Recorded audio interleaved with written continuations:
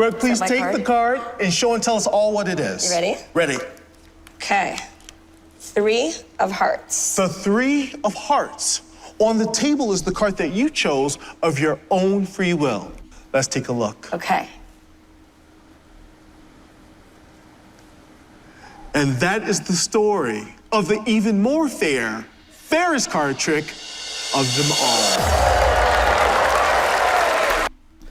Welcome back to my channel, Makeup TV. In today's video, we're gonna talk about this magic trick that Benjamin Barnes did on Penn Teller Fool Us. How did he do it? Do I have the answer? Maybe I do. But for sure, I'm gonna tell you how I would have done the trick, because there's no way for sure to know how he did it. He could have used a different technique, but I will tell you how I think he did it. If you think of a different way, just let me know in the comment section below. This is just an open video where we can exchange ideas. All right, so let's start with the beginning, actually the end, where we can see that in his book, we're gonna see the whole trick, how things unfold. But to understand how things happen, we need to know how the end works. So we have a prediction that is at the end of a book, which there's a card stick there with tape that we see clearly here. So in his comments, Penn says that he doesn't think that there's any gimmicks here, that this card is legitimately sticking at the end of the book. So which means something very important, that he knew before the magic trick happened that she would pick this card, which is a 3 of heart. So there's a 3 of heart there that is there from the beginning to the end. Now, how did Brooke pick the same card? This is what we need to figure out. And in this instance, it means there was a force. He had to force the 3 of hearts on Brooke, and we will find out how he did that. So now let's go back at the beginning of the trick, right here. What I'm most excited about is that I just became a published author. So now he's going to be talking about his book, and that is a fairy tale in which he's going to read a story on how to do the magic trick. But before that, let's go back a little bit further, where he's showing us the cards that are on the table. Since then, I've been having world's fairest. Right there. So we see all the cards, and there is something very interesting when we look at those cards. Now we're going to count them, and we'll make sure they're all different. There's one thing I want you to notice. We do not see any 3 of heart in those cards there. First thing to notice. Second thing we're going to notice is the number of cards on the table. So let's count. 1, 2, 3, 4, 5, 6, 7, 8, 9, 10, 11, 12, 13, 14, 15, 16, 17, 18, 20, 21, 22, 23, 24, 25, 26, 27. Around 27 cards, 26, 27 cards if I counted right. How come we don't see more cards than that when there is 52 cards and it seems they're all laid out on the table? And this will be our little secret, because if you look online for invisible deck, you will kind of have an idea on how it works.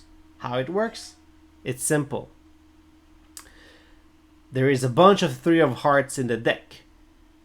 If you Google invisible deck tutorial, you will see how you can stick 2 cards together with a rough back. Okay, so when you deal it like this, the rough backs will kind of stick together, so they won't show the other cards.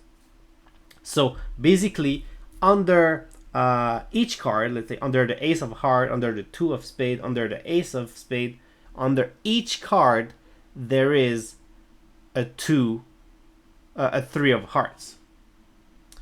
So now let's continue. So which means there is about 20 something three of hearts inside this deck, which is invisible. Card trick. More television. They just So now let's see his book that he's talking about, his published book, and this is a fairy tale, and he's gonna ask Brooke to help him. This is another clue that we're gonna have. He's not asking Penn or Teller to help him because they know how those invisible deck works, and when you touch them, you have an idea that something is odd because there's like a little bit of roughness, and them being magicians, they will know for sure that this is a gimmicked deck. card trick in the world. And to help me tell the story, I will need the help of the fairest of them all, Princess Brooke. Will you help me, Princess? I would love Please to. welcome Benjamin. Princess Brooke Burke. Thank you. You too. So Brooke is going to be the one manipulating all the cards.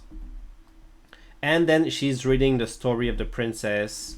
We're going to skip all of this because this is just smoke, as we say in the magic world or whatever. It's just the illusion. So she's reading. And then he's going to ask her... To deal them, Okay. the wizard explained. If I am to perform the even more fairest card trick in the world, it's important that you hold on to the cards and not me. Because I am a card wizard, it could be doing some hocus pocus, which wouldn't be That fair. would be good. So it's important to notice as well that we've never seen Benjamin shuffle the deck. So for sure, it's a stack deck. As I said, it's like one card is, let's say, King of Spade, Three of Hearts, Ace of something, Three of Hearts. So every two card, it's a Three of Hearts in an invisible deck, as I said, with the rough backs. Next, the wizard asked Princess Brooke to name any number between 1 and 52, and she did. 9. 9. All right, now she picked the number 9. So then something magical is gonna happen, and we need to understand that Brooke is holding onto the deck, and the magician is holding onto the book. So what I think happens here is, depending on what number she picks, if it's an even number or an odd number, the magician might skip a page or two depending on the situation, if she picks an even number or odd number, because what she's gonna do with the deck of cards will change depending if it's an odd number or an even number.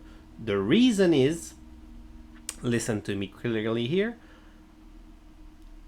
or even I've just got a new idea, but because we don't know for sure if there is 52 cards inside the deck. So depending if it's an even card or an even number or an odd number, she might be dealing from the top or from the bottom. But I'm gonna give you two possible solutions here.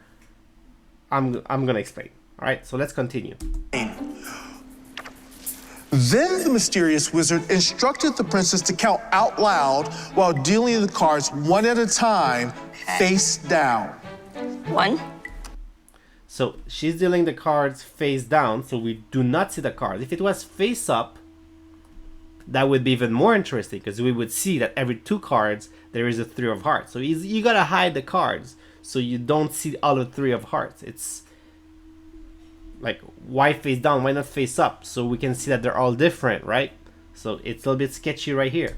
2, 3, 4, 5, 6, 7, 8. Now stop. You could All right, so now he stops her at 8 because she picked the number 9.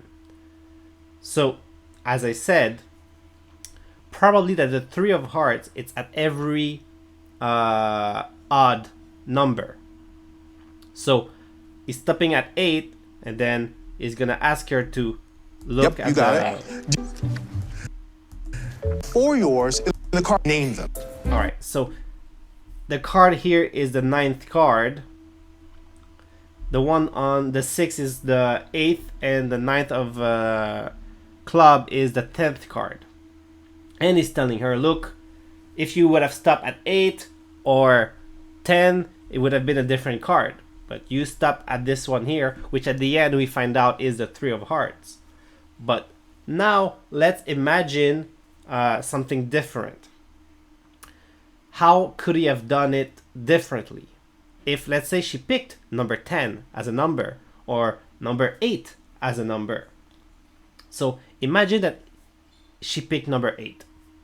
What he could have done is made her deal 8 card on the table and simply say, now the next card is yours. So you dealt 8 cards, which is the number you picked. Now the next card will be yours. And then show the same thing, the 6 of spades and the 9 of clubs. Let's say she picked the 10th card, which is the 9 of club. Same thing. Makes her deal. She said number 10. Okay, sure. He's dealing 10 card on the table, saying the next one will be yours, which is 11, which is an odd number, which is also a 3 of hearts. So that's one way you could have done it. And the other way you could have done it is how I just said. Instead of dealing from the top, he makes her deal from the bottom. And by making her deal from the bottom, if there is 51 cards instead of 52, it's reversed. So which means that it would do the trick exactly the same way, but instead of making her deal from the top, it would have made her deal from the bottom, and the same result would have happened. So if she would have picked number 8, deal from the bottom, pick number 9, deal from the top. Pick number 20, oh, that's an even number, then deal from the bottom. Instead of pick number 21, oh, that's an odd number, start dealing from the top. And every 2 card, it's a 3 of hearts. Now, let's look a little bit closer.